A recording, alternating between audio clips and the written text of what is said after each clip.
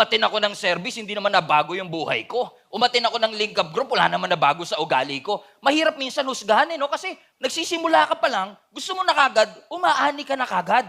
Kapag nakakakita ka ng dilim, nakakakita ka ng uncertainty, dumadaan ka sa bagyo at mga winds ng iyong buhay, parang mas madaling sumuko at sabihin, Lord, talaga bang may plano kang maganda sa amin? Totoo ba talaga makaka-receive ako ng crown of life? Kasi sa nakikita ko, puro dilim nito, puro hirap ito. Pero katulad ng buto na itinatanim sa ilalim ng lupa, imagine niyo po kung kayo yung buto na nilalagay sa ilalim ng lupa, madilim talaga dyan.